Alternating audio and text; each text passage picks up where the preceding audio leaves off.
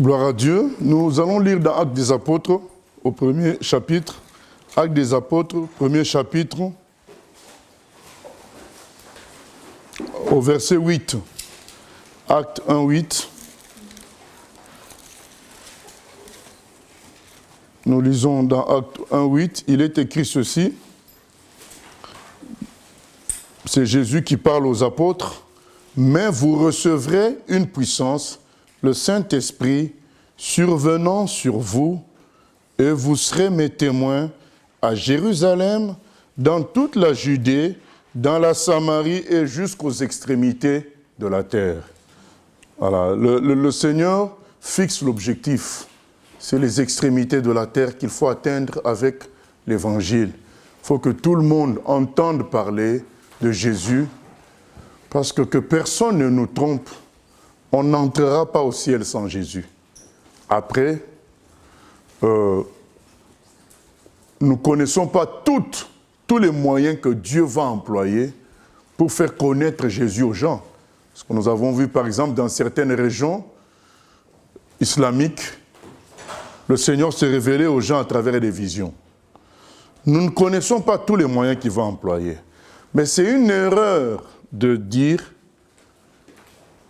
si nous suivons cette logique de passer que par Jésus, ça voudrait dire qu'il va y avoir des milliards de gens qui iront en enfer. Nous ne pensons pas que c'est comme ça. C'est faux, c'est comme ça. Dieu, il sait ce qu'il dit, il sait ce qu'il fait.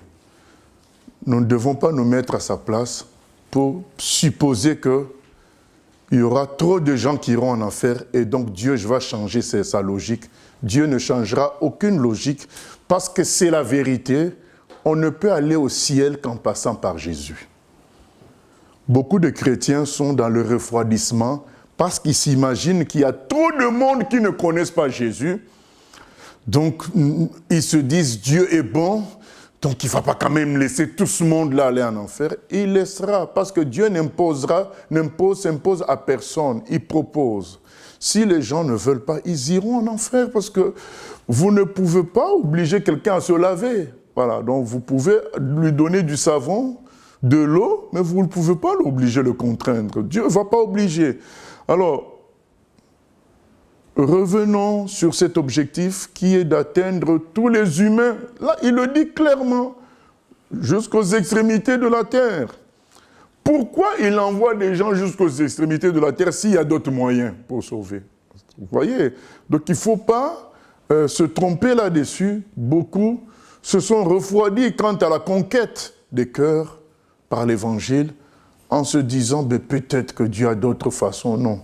On ne peut passer que par Jésus. C'est pourquoi les gens doivent le connaître pour qu'ils passent par lui. Donc Dieu envoie, dans Romains 10, il dit, comment les gens entendront-ils s'il n'y a personne qui parle? Donc forcément, il faut qu'il y ait des gens qui parlent. C'est là qu'il dit, avant de partir au ciel, il dit, voilà la mission. Vous allez recevoir la puissance du Saint-Esprit pour aller dire à tous les humains que je suis le Sauveur, qu'ils peuvent passer par moi pour aller au ciel. Parce que s'ils ne le font pas, ils n'iront pas, bien-aimés. Ne nous trompons pas là-dessus. Maintenant, nous allons prendre une démonstration de cette affaire dans Acte 8. Acte 8. Il est écrit ceci à partir du verset 4. Ceux qui avaient été dispersés allaient de lieu en lieu, annonçant la bonne nouvelle de la parole. Ceux qui avaient été dispersés, c'est-à-dire les chrétiens, ont été persécutés, parce que nous venons de lire dans Acte 1, 8, Jésus leur dit, commencez à Jérusalem, Judée, Samarie et toute la terre. Mais eux, ils sont restés qu'à Jérusalem. Donc Dieu a permis la persécution à Jérusalem. Du coup, ils étaient obligés d'aller. Et quand ils s'en allaient, voilà les conséquences. Il dit, ceux qui avaient été dispersés allaient de lieu en lieu annonçant la bonne nouvelle de la parole.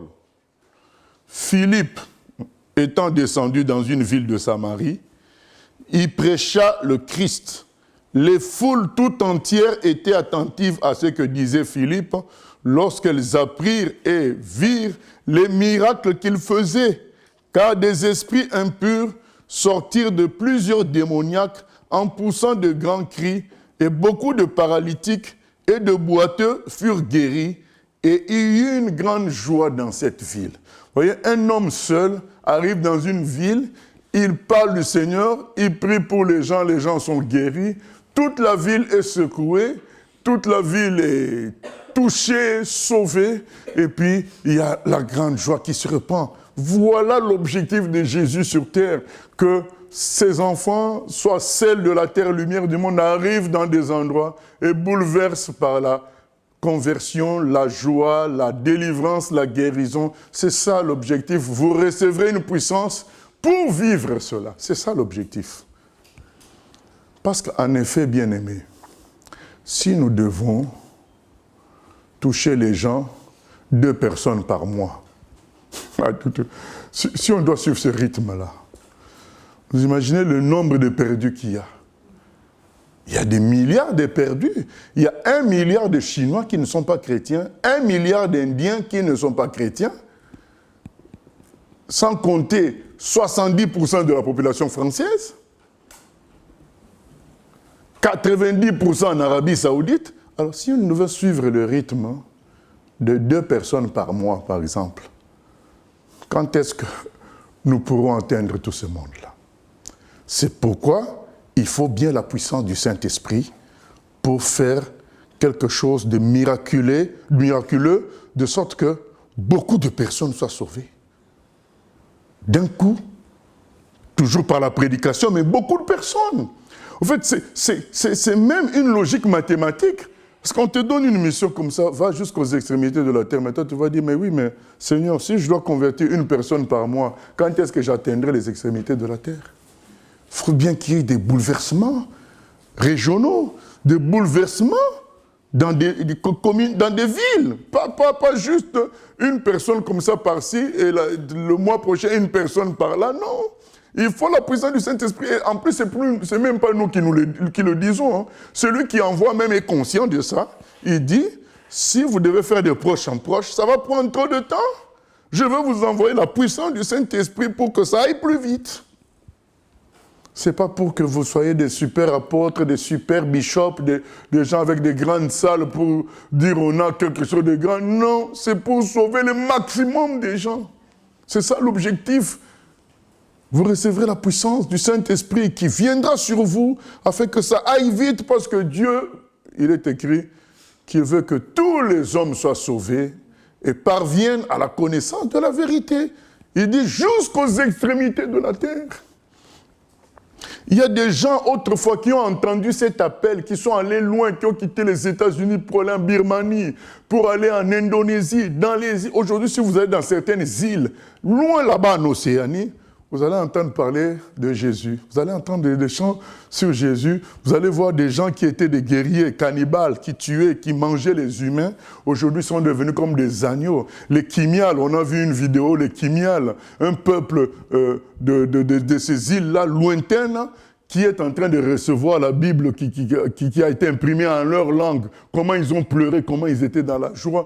Parce qu'il y a des missionnaires qui ont compris ce que nous sommes en train de lire et se sont dit, Dieu veut sauver le maximum. Nous allons y aller dans la foi, dans ce qu'il a promis. Lui, il va faire le reste. Parce que si nous devons suivre le rythme d'une personne par mois, ça fait 12 en une année. Hein. Alors qu'il y a des millions, il y a des milliards. Voilà mon exhortation de cet après-midi. Chaque chrétien doit couver cette idée-là, qu'il faut un moment où la puissance du Saint-Esprit se répande avec grandeur, gloire, pour sauver beaucoup de personnes à la fois. Chaque chrétien doit ruminer cette pensée-là et se préparer à cette affaire. Mais quand ça arrivera, on fera comment? Déjà avoir des idées, déjà se former, déjà se multiplier en tant que formateur. Enfin, chaque chrétien doit se préparer à ça. Déjà s'armer par rapport à des tentations de gloire, à des tentations de finances, s'armer par rapport à tout ça, parce que ce moment est prévu pour toute génération, parce que sinon, comme je vous ai dit, s'il faut 2 personnes par mois, ça fait 24 l'année. Donc, ça ne veut rien dire. Donc, pour un Dieu qui veut sauver toute l'humanité, ça ne correspond pas.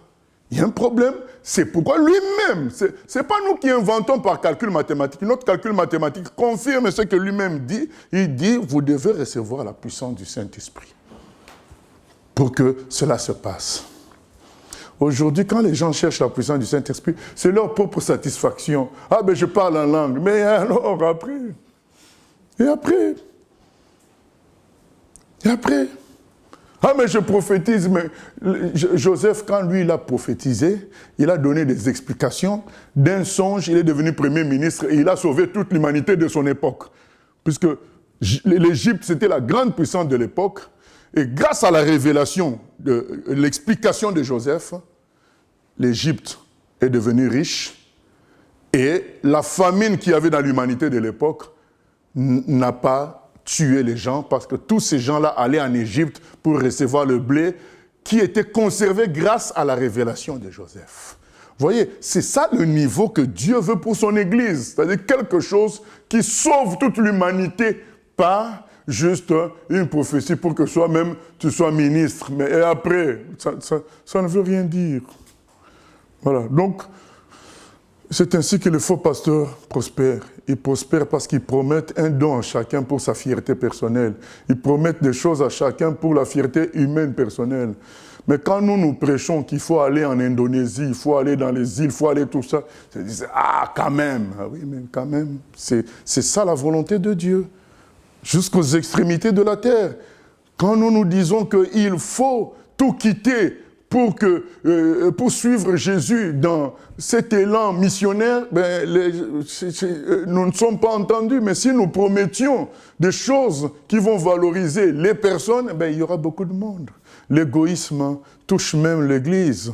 Il faut sortir de ça, il faut revenir à la vision du Seigneur. Il est écrit, un peuple sans vision est un peuple sans frein, c'est-à-dire qu'il va aller dans le désordre. Il n'y a pas de vision. Nous devons revenir à la vision du Seigneur. Ce n'est pas une histoire d'être chrétien. Non, il faut être chrétien comme Jésus. Jésus s'est dit de lui dans Ésaïe 42 qu'il ne se reposera pas tant que l'évangile aurait touché toute la terre. Quand on dit que Jésus ne se reposera pas, Jésus n'est plus là. C'est Jésus qui est la tête de l'Église. Dans Ésaïe 42, c'est écrit « Voici mon serviteur que j'ai choisi moi-même ». Ça, c'est le papa qui parle de son fils. C'est moi-même qui l'ai choisi. Lui, il annoncera la parole aux pauvres. Il ne criera pas sur le toit. Il ne fera pas de publicité. Mais il fera un travail efficace et il ne se reposera pas tant que les îles lointaines n'auraient pas reçu l'évangile, les gens n'auraient pas entendu le nom de celui qui sauve. Mais ce n'est plus le cas aujourd'hui. Jésus, lui, a gardé sa vision, mais ce sont ses disciples qui sont dans des visions personnelles. Mon appel, c'est retrouver la vision de Acte 1:8 qui s'est concrétisée dans Acte 8. Revenir à cela. Nous sommes ici sur terre pour être un instrument pour vivre la gloire de Dieu. Chacun d'entre nous doit être comme Siméon. Il est dit dans Luc 2 que Siméon avait reçu qu'il ne mourrait pas sans avoir vu le Messie. Puisque à l'époque de Siméon, la grande nouvelle, c'était l'attente du Messie. À notre époque, la grande nouvelle, c'est le réveil du Saint-Esprit à chaque génération. Ça, c'est que le chrétien, comme les gens de l'époque attendaient de voir le Messie, chaque chrétien doit vivre Acte 1:8. Il doit, c'est une promesse qu'on voit, pas seulement dans Acte 1:8, qu'on voit dans Marc 16, 17 à 20, qu'on voit dans Joël 2:28. Chaque chrétien doit expérimenter ce qu'on a vu dans chaque génération plutôt de chrétiens doit expérimenter ce qu'on voit dans Actes des Apôtres chapitre 2, quand la puissance du Saint-Esprit descend, dans sa région, là où Dieu l'envoie. Au fait, ça doit être L'attente de chaque chrétien, c'est de ne pas avoir 2 voitures, 3 voitures, 4 voitures, 5 maisons ou bien une église bâtiment. Non, l'attente, ça doit être de vivre le réveil. À ta génération, tu vis. Vous savez, quand il y a le réveil, vous allez voir des gens qui viennent frapper à ta porte pour dire, je suis poussé à venir te voir parce que j'ai envie de me convertir. Tu n'as jamais parlé à cette personne puisque le Saint-Esprit est répandu. Le Saint-Esprit est répandu parce qu'il y a un peuple qui a soif. Dieu ne vient pas sans la soif. Voilà. Nous, ce que nous faisons en ce moment, nous faisons le travail de Jean-Baptiste. Nous secouons le peuple de Dieu pour qu'il ait une soif. Et s'il a soif, Dieu va accomplir Acte 1:8. C'est ça notre travail. Dieu ne va pas donner sa puissance n'importe comment à des gens qui vont utiliser ça pour remplir leurs poches. Non, il va donner sa puissance à ceux qui ont soif de que Acte 1:8 s'accomplisse, aller dans toutes les nations. C'est ça la réalité. Et aujourd'hui, ce n'est plus le cas. Et nous voulons rappeler ça. Tu dois dormir, te réveiller avec la pensée, comme Siméon, quand est-ce que je verrai le Messie? Quand est-ce que je verrai le Messie? Il est dit qu'il était vieux en âge, dans Luc chapitre 2. Il était vieux en âge. Mais comme il avait reçu la promesse par l'Esprit Saint, qu'il ne mourra pas sans avoir le Messie, il attendait, malgré sa vieillesse. Bon, je ne sous-estime pas le Saint-Esprit, puisque c'est toujours Dieu. Mais nous avons mieux. Notre promesse n'est pas faite seulement par le Saint-Esprit, mais c'est dans les Écritures. C'est-à-dire que Dieu s'est engagé. Quand quelqu'un écrit, il se bloque tout seul. Parce que tu vas parler à gauche, à droite, on va te dire, mais non, frère, tu as signé. Donc Dieu, en écrivant sa parole, il s'est engagé fortement. Plus qu'une vision, tout le monde peut dire, ah mais ce n'était pas moi qui ai envoyé la vision. La voix que Siméon avait entendue, Dieu peut dire, ah mais ce n'était pas moi. Mais, en écrivant sa parole, là, il ne peut pas nier. S'il a écrit, c'est que c'est triplement certain. Même Joseph, quand Pharaon lui a dit, j'ai fait 2 fois le rêve. Joseph lui a dit, comme tu as fait 2 fois le rêve, ça veut dire que c'est certain. Dieu va accomplir la chose, certainement. Maintenant, dans les Écritures, combien de fois Dieu n'a-t-il pas dit ce que je suis en train d'expliquer là? Combien de fois? Matthieu 28, 18 à 20. Allez faire de toutes les nations des disciples. Marc 16, 17 à 20. Allez prêcher, Marc 16, 15 à 20. 16, 15 à 20, allez prêcher la bonne nouvelle à toute la création. Acte 1:8, vous recevrez une puissance de Saint-Esprit survenant sur vous, vous prêcherez jusqu'aux extrémités de la terre. Joël 2:28, dans les derniers temps, Dieu remplira toute chair de son esprit. Là, ce n'est pas 2 fois comme Joseph. Non seulement c'est plusieurs fois, parce que là, ce n'est pas fini, il y en a d'autres. Non seulement c'est plusieurs fois, mais c'est écrit cette fois-ci. Alors, comment nous pouvons avoir un contrat comme ça et avoir les bras croisés? Non. Il y a un souci, c'est qu'on n'a pas compris l'évangile, on n'a pas saisi les choses. Revenons à l'évangile véritable. Le premier jour, Luc 5, où Jésus fait une vraie rencontre avec les pierres, où il dit à Pierre de jeter le filet, et que Pierre a pêché le poisson, Jésus lui a dit, je ferai de toi un pêcheur d'hommes. Il a fait le miracle. Il a pêché des milliers de poissons d'un coup. C'est ce que nous sommes en train de dire. Des milliers d'un coup. Parce que s'il faut pêcher un poisson par nuit, bon, déjà même ta propre famille ne peut pourquoi pas manger à sa faim. Un poisson par nuit, tu rentres à la maison, ta femme, oh j'ai eu un poisson. Je dis, mais c'est quoi ça? Deviens seulement cordonnier ou bien charpentier. S'il faut pêcher un poisson par nuit, je ne pense pas que ce soit la volonté de Dieu. La volonté de Dieu, c'est que beaucoup soient sauvés en grande quantité, presque tout le temps. Je ne dis pas tout le temps, mais presque tout le temps. Parce que sinon, comment on va atteindre 1 milliard de Chinois? Comment on va faire? Et donc, Si le Seigneur a écrit, donc sa parole est ferme. Sa promesse est ferme. Donc, nous devons nous lever en tant que ses fils et ses filles. Il est dit dans Ésaïe 59 que Dieu voit la saleté partout. Il n'y a plus de justice, mensonge partout, violence partout. Et il ne voit personne pour intervenir, pour intercéder. Et il est écrit au verset 16, son bras lui vient en aide. Son bras, c'est qui? C'est son fils. Dans Psaume 40, c'est écrit, tu n'as voulu ni sacrifice ni holocauste. Je me suis dit, mais voici, envoie-moi. Qui dit là, je me suis dit, mais voici, envoie-moi? C'est son fils encore. Jésus, même si on dit que Dieu l'a envoyé, si vous lisez bien les textes, il s'est proposé. Il s'est proposé, après on l'a envoyé. Il a regardé la tristesse de son père, il a regardé la gloire de son père. Il n'a pas accepté qu'un petit comme Satan bouleverse les choses de son père. Il a dit, je veux descendre moi-même, régler l'affaire. Il nous manque l'esprit de Christ pour dire ah non. Après tout, c'est notre Dieu qui a créé les cieux et la terre. Pourquoi on doit adorer des dieux en Inde avec plusieurs bras comme ça, là, comme s'ils dansaient? Non. Que non. On doit dire non. Moi, j'irai, il faut que les choses changent. Tu dis à ton père, c'est toi qui vois, mais moi, je lève la main. Voilà. Si tu veux, tu m'envoies. Jésus, il a levé la main. Et Dieu dit, bon, vas-y. Mais c'est lui qui a regardé la souffrance de son père. Il a regardé l'humanité de son père.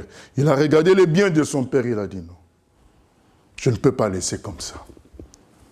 Ce n'est pas à mon père d'aller, c'est moi le fils. C'est moi qui vais aller.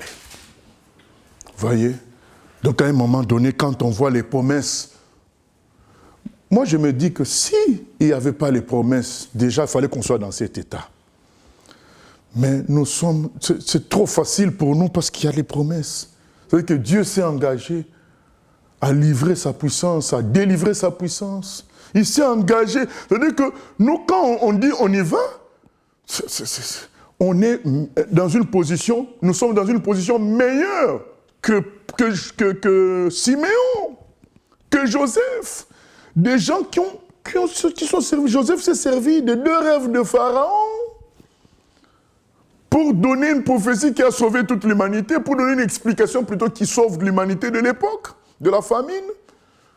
Siméon, une vision, une voix qu'il entend, le Saint-Esprit lui dit, tu ne mourras pas sans voir le Messie. Rien que ça, même dans sa vieillesse, il garde espoir. Et ce jour-là est arrivé où on lui a dit, vous savez, j'aime la phrase où on a dit à Bartimée, lève-toi et t'appelle. Ah, un jour ça arrivera à ceux qui attendent. Un jour, on va te secouer, on va dire, c'est bon maintenant, lève-toi. Je vous promets, continuons à ruminer cette soif-là de vivre ça. Un jour, quelqu'un nous secouera, un ange ou bien le Saint-Esprit te dira, c'est bon maintenant. Ça arrivera. On a dit à Bartimée qui criait, fils de David. Pas de réponse, pas de suite. Même des gens qui critiquent, tais-toi. Puis à un moment donné, quelqu'un vient lui dire, lève-toi. Maintenant, il t'appelle. Voilà. Dieu regarde aux soucis de nos cœurs. Moi, mon souci, c'est que nous gardions ces soucis-là. Que nous ne fassions pas avoir par la satisfaction de la vie de tous les jours. Même si en réalité, il n'y a pas la satisfaction, c'est une fausse satisfaction. Mais on peut se faire avoir. Qu'on ne se fasse pas avoir par le désert, par une apparence d'inaction divine. Ce n'est qu'une apparence. Dieu ne se répand pas de sa parole. Il veut sauver toute l'humanité. L'ordre qu'il donne à la première église est valable jusqu'aujourd'hui. Nous devons garder cette vision-là. Nous devons cultiver la préparation de ce temps-là. Le temps où la puissance de Dieu va se déployer autour de nous. et des gens vont se convertir en masse. Il faut se préparer par rapport à ce temps-là. Il faut cultiver ça, il faut prier, il faut demander ça. Même quand on prie pour autre chose, tu pries pour la nourriture avant de manger, par rapport à la nourriture avant de manger, tu penses en même temps à ça. Voilà. Seigneur, merci pour ce repas que nous sanctifions. Bon, Seigneur, pense quand même à la Thaïlande. Voilà. Parce que tu n'es pas d'accord. La Thaïlande, c'est le pays, c'est la terre de ton père. Tu n'es pas d'accord que ce soit pris en otage par les moines bouddhistes. Voilà. Il faut avoir cette colère-là maintenant. Je ne suis pas d'accord. Donc du coup, embêté comme Bartimée Dieu tout le temps. Dieu, mais comment? C'est comment? Un jour, quelqu'un va te secouer pour te dire, c'est bon maintenant. Il t'appelle. Il t'appelle. Un jour, on te dira, c'est bon, Dieu veut te recevoir. Et en audience maintenant. Pour le moment, nous lui parlons comme à un papa. C'est notre père, on peut lui parler tous les jours. Mais il y a une dimension dans le travail. Ça, ce n'est plus en tant que papa, mais c'est en tant que collaborateur. Un jour, on te dira, c'est bon, il t'appelle. Il a des choses à te confier. Là, c'est autre chose. Ce n'est pas relation fils-père, c'est relation envoyé et envoyeur. On te dira, c'est bon. Il a entendu tes cris pour tel pays. Viens, il t'appelle. Ce jour-là, tout va se transformer. Comme ce jour-là, ils étaient dans la chambre haute, en train de prier, et puis les langues de feu sont descendues. C'était le moment. Dieu a dit aux anges, maintenant vous pouvez envoyer. Il a dit au Saint-Esprit, tu peux envoyer maintenant la machinerie.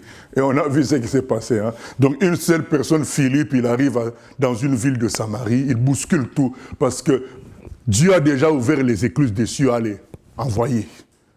Mais parce qu'il y avait des gens qui avaient soif, qui avaient tout abandonné, qui attendaient comme ça dans la chambre haute. Voilà. Lisons Jean chapitre 20.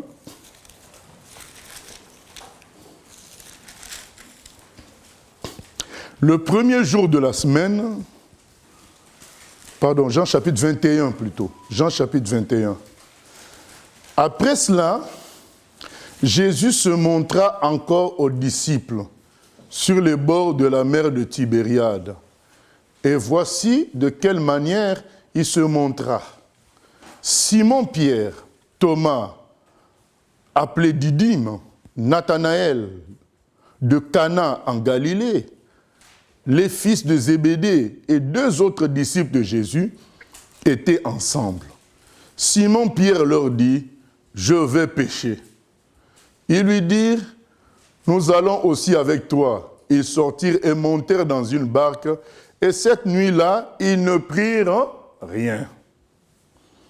Le matin étant venu, Jésus se trouva sur le rivage.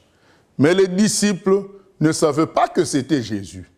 Jésus leur dit, « Enfants, n'avez-vous rien à manger ?» Ils lui répondirent, « Non. » Il leur dit, « Jetez le filet du côté droit de la barque et vous trouverez. » Ils le jetèrent donc et ils ne pouvaient plus le retirer à cause de la grande quantité de poissons.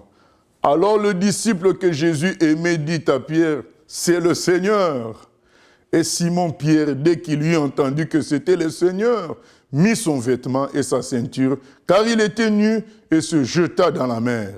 Les autres disciples vinrent avec la barque, tirant le filet plein de poissons, car ils n'étaient éloignés de terre que d'environ 200 coudées. Lorsqu'ils furent descendus à terre, ils virent là des charbons allumés, du poisson dessus et du pain. Jésus leur dit, « Apportez des poissons que vous venez de prendre. » Simon-Pierre monta dans la barque et tira à terre le filet plein de 153 grands poissons. Et quoi qu'il y en eût tant, le filet ne se rompit point.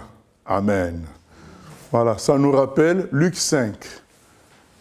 Toute la nuit, il ne prit rien. Mais qu'est-ce qui s'est passé en réalité? Les amis sont retournés à leur vie ancienne. Les pêcheurs de poissons, ils étaient là. Il y a comme un vide. Le Seigneur n'agit pas. Bon, Les gens sont retournés. Bien-aimés, je connais beaucoup de gens, quand nous avions 20 ans, 21 ans, 22 ans, nous avons reçu des choses à cœur, 25 ans. Mais il y a eu comme des vides et ils sont retournés dans la vie de tous les jours. Aujourd'hui, quand on se voit, nous continuons toujours. Mais eux, ils ont arrêté. Ils ont repris un travail normal et une vie normale. Mais nous les connaissions quand ils avaient 20 ans, 22 ans, comment ils avaient eu des visions de Dieu. Que cela ne nous arrive pas. Et à ceux à qui c'est arrivé, c'est l'heure du réveil. Les bien-aimés avaient repris leur vie. Parce que quand nous les voyons là, il n'est pas question de discuter par rapport à Dieu, il n'y avait pas ça. Ils ont repris leur vie et Jésus vient les secouer en répétant le premier miracle au moment de la première rencontre, qui avait permis à Jésus de fixer la vision depuis le début. En fait, dès que Jésus les rencontre, il leur dit « Je ferai de vous des pêcheurs de poissons ». Après, plein de choses peuvent se passer. Tu peux mettre au monde, tu peux te marier, il y a plein de choses qui peuvent se passer depuis la vision, mais la vision de Dieu ne change pas. Ça ne change pas. Et il veut que tu reviennes à ça. Il dit, jetez le filet. Il jette 153 poissons. Aujourd'hui, quand nous voyons le nombre de pays dans le monde, c'est environ peut-être 198. Mais avant, il n'y avait pas autant de pays. Mais c'est déjà beaucoup, hein, 153 à l'époque. Mais c'est à peu près le nombre de tribus, tout ça qu'il y avait dans le monde. Donc quand Pierre prêche les 153 poissons, le symbole, ça veut dire, c'est tous les peuples de la terre. Tous les peuples de la terre. Pourquoi on va préciser ce nombre-là, 153 grands poissons? Ce sont les peuples de la terre, tous. Comme aujourd'hui, il y a 198 pays à peu près, à l'ONU. Vous voyez, c'est ça la volonté du Seigneur. Il les remet. D'ailleurs, quand ça arrive comme ça, il pêche miraculeusement, Jean comprend. Ça, c'est le Seigneur. Il nous ramène. Que la parole d'aujourd'hui te ramène. Si tu te fais piéger par le mariage, par l'achat d'une maison, l'achat de 2 maisons, tu crois que tu es arrivé, la promotion au travail, tout ça c'est zéro. Ce qui a de la valeur, c'est l'âme que tu retrouveras au ciel. Ça c'est éternel. Ça c'est ce qui a de la valeur, ce sont les choses que nous construisons pour le Seigneur. Le feu ne les consumera pas, on les retrouve. Il est dit que les œuvres des saints les suivront. C'est ça qui a de la valeur, que personne ne nous trompe. Rien que le temps nous montre. Vous savez, à l'école, en classe, un jour, tu avais eu 10 sur 10. Hein. Mais après, ça a fait quoi aujourd'hui? Pour toi, c'est 10 sur 10 que tu avais eu un jour lors d'un contrôle. Où tout le monde avait dit, ah mais il a eu 10, il a eu 10. Mais après, alors aujourd'hui, ça sert à quoi? Est-ce que quelqu'un connaît Ronnie Coleman, celui qui a été 8 fois, hein, plus qu'un Arnold Schwarzenegger. Il a été 8 fois Mister Olympia, les gens qui ont des biscottos là. Voilà, donc lui, il a été 8 fois champion du monde. Vous comprenez, pour être champion du monde dans ce truc-là, il faut voir ses concurrents, comment ils sont déjà, des Tarzans, des Hulk. Hein. Mais maintenant, toi, tu les dépasses pendant 8 ans, donc 8 fois champion du monde. Allez le voir aujourd'hui. Chaise roulante. Chaise roulante. Tout ça, ça a servi à quoi? Quand tu vas mourir, on appelle ça le lit à baldaquin, voilà, le lit là avec des rideaux, des machins. Mais ça ne va pas entrer dans le cercueil. Et même si on te faisait, on appelle ça comment le truc de Taj Mahal, un mausolée, mais tu es mort. Tu es mort. Même si on donne le nom d'une rue, on baptise une rue avec ton nom. Et alors, tout ça c'est zéro. Ce qui est extraordinaire, c'est qu'une rue au ciel porte ton nom éternellement. Ça ne finira jamais. Ça, c'est extraordinaire. Et ça, pour entrer dans cela, il faut servir l'Éternel, dans sa vision. C'est ça qui compte. Beaucoup se sont fait avoir par la terre. Comme les bien-aimés, ils ont recommencé la vie. Mais Jésus vient secouer et dire, réveille-toi. Réveille-toi. Relancez-vous. Il les a relancés. 153 poissons. Comme je disais, l'égoïsme a saisi les chrétiens. Il regarde à lui-même, tous ses enfants sont convertis. Ils ont acheté une maison. Les enfants sont à l'université. Dieu m'a béni, c'est bon. Ça, c'est le faux christianisme. Le vrai christianisme, c'est la soif de voir le monde entier être sauvé. Parce que le christianisme, c'est quoi? C'est être Jésus. Dieu veut que tous ses enfants soient comme son fils Jésus. Or, ce qui caractérisait le fils Jésus, c'est se donner pour que tout le monde soit sauvé. Tout le reste, c'est un faux christianisme.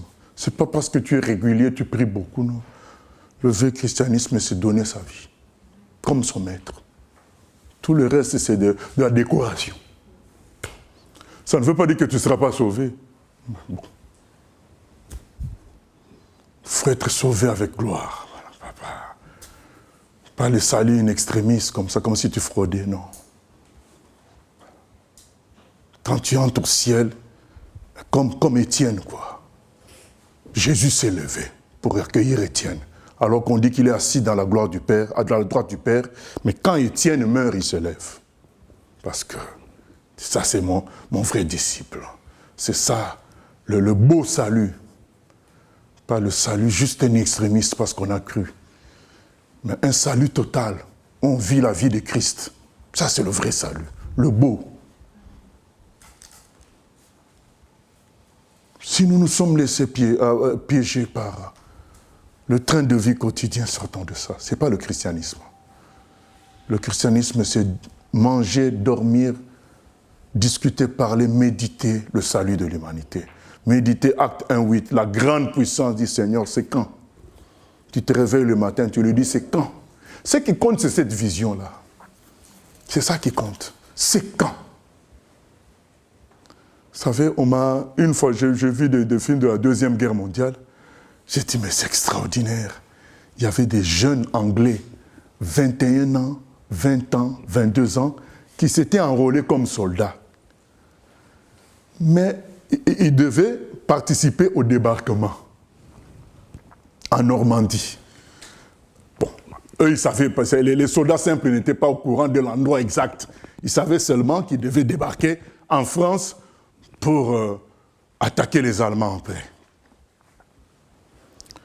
Alors, j'étais dépassé de voir que ces jeunes de 20, 21 ans, 22 ans, ces soldats, ils s'ennuyaient. Ils voulaient que ça commence. Je me disais, mais ils vont à la mort? Mais oui. Mais ils mouraient pour leur pays. Ils ne se disaient pas, tiens, plus longtemps que ça prend, c'est bien. Nous, on a le temps ici, on mange tranquillement, on est bien. Non, non, non, non, non. Ils étaient chauds. Chauds pour aller à la guerre.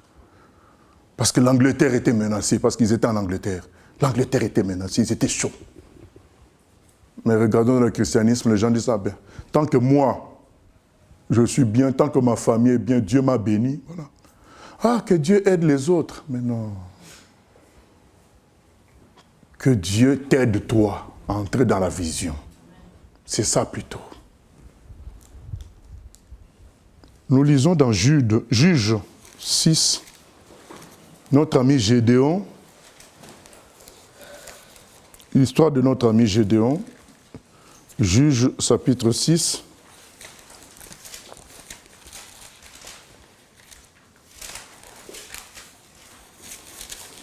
Gédéon vit une époque où son peuple est maltraité. Son peuple a fouillé même sa terre. se cache maintenant dans des montagnes à cause des attaques des Madianites. Il y a peu qui sont restés à peu près sur leur terre. Et nous lisons au chapitre 6, Dieu envoie un ange pour secouer, pour dire sortez de la léthargie, sortez de l'endormissement, mais il vient secouer, pas n'importe qui, il vient secouer Gédéon. Il n'y a pas de hasard. Dieu secoue seulement les gens qui attendent comme Siméon, qui ait quelque chose. Parce que comment on va savoir, on sait que Gédéon attendait, nous allons voir son entretien avec Dieu. Gédéon 6, Juge 6, nous n'allons pas lire le 1 à 10, mais ça explique comment les enfants d'Israël souffraient dans l'esclavage des Madianites. Verset 11. Hein? Puis vint l'ange de l'Éternel et il s'assit sous le térébinthe d'Ophra, qui appartenait à Joas de la famille d'Abiézer. Gédéon, son fils, battait du froment au pressoir pour le mettre à l'abri de Madian. L'ange de l'Éternel lui apparut et lui dit, « L'Éternel est avec toi, vaillant héros. » Qu'est-ce qu'il est dit de Gédéon? Il battait du froment au pressoir pour le mettre à l'abri de Madian. D'une certaine manière, Gédéon avait une bonne vie par rapport à ça. Si vous lisez les 10 premiers versets, vous allez voir que c'était la galère à l'époque. Mais lui devait être d'une famille assez aisée. Lui, il pouvait encore battre le froment tranquillement. Voilà. L'ange vient le voir. Gédéon lui dit, verset 13, « Ah, mon Seigneur, si l'Éternel est avec nous, pourquoi toutes ces choses nous sont-elles arrivées? Et où sont tous ces prodiges que nos pères nous racontent quand ils disent, l'Éternel ne nous a-t-il pas fait monter hors d'Égypte? Maintenant l'Éternel nous abandonne et il nous livre entre les mains de Madian. L'Éternel se tourna vers lui et dit, va avec cette force que tu as et délivre Israël de la main de Madian. N'est-ce pas moi qui t'envoie? Amen. » Voyez, Gédéon, quand l'ange lui parle, Gédéon ne parle pas de son sort particulier. Parce que Gédéon, en battant le froment, ça montre qu'il était d'une bonne famille. Et parce qu'on va le voir aussi dans la suite que sa famille était grande. Parce qu'on a, quand les gens ont appris que sa famille était assez bien, quand les gens ont appris que c'est lui qui a renversé le poteau de Baal, ben, les gens ont voulu le tuer parce qu'il va leur créer des problèmes. Sa famille a dit que personne ne le touche à lui. Donc sa famille était assez costaud quand même dans la société de l'époque. Et pourtant Gédéon ne s'en contente pas. Il dit, mon peuple souffre. Voilà. Il n'a pas regardé à sa famille, à sa position à lui. Il a dit, mon peuple souffre. Bien-aimés, regardons ce qui se passe sur la terre. Les LGBTQ, les lettres ne finissent pas. Bientôt, on dira seulement alphabet plus, c'est tout. Parce qu'ils ont rajouté IA et quelque chose à la fin. Donc c'est pourquoi je n'arrive plus à faire. Donc après le Q, je crois que c'est I et A maintenant encore. Toutes ces choses-là, ça doit nous irriter. Quand on voit ce qui se passe dans les... On m'a envoyé une vidéo où il y a un monsieur qui prêche avec un roller en train de vendre des parcelles au paradis. Il y a des gens qui achètent des parcelles au paradis dans une église.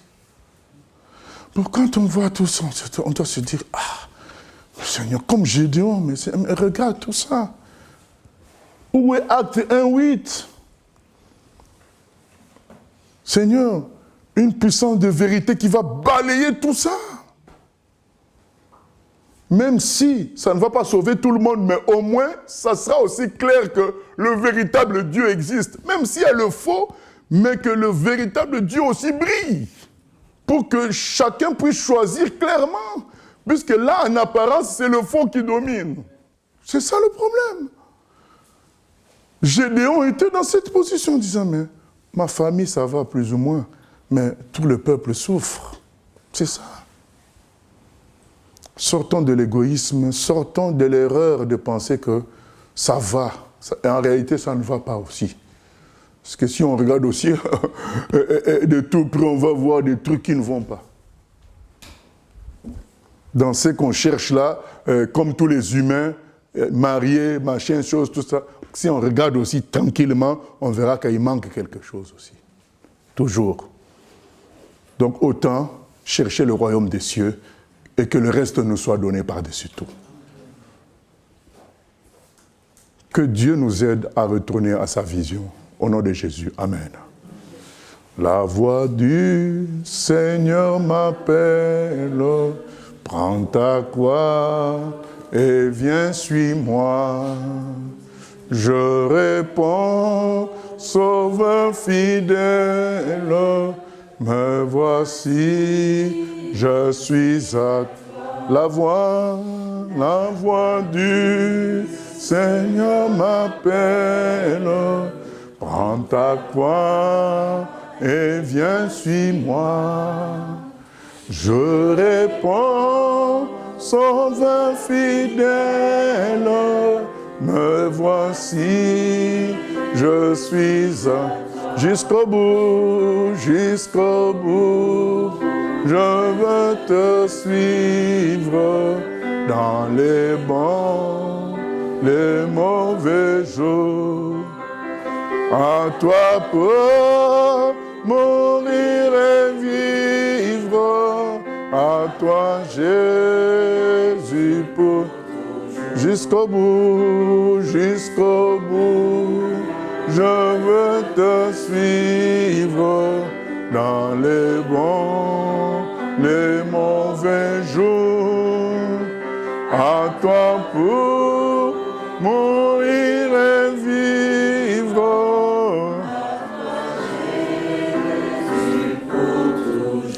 Père éternel, remplis-nous de la puissance d'en haut. Jusqu'à quand, Seigneur, jusqu'à quand nous laisserons les démons dominer, détruire les familles, détruire les humains, les rendre fous? Jusqu'à quand, Seigneur? Manifeste-toi, suscite un nouveau peuple sur qui va reposer la gloire de ton esprit pour changer les choses à notre époque, que notre génération vive également la Pentecôte. Seigneur, crée la soif de cela dans nos cœurs. Remets-nous sur la vision de Acte 1:8, Matthieu 28, 18 à 20. Merci Seigneur d'agir. Nous nous attendons à toi. Au nom de Jésus. Amen. Amen. Gloire à Dieu.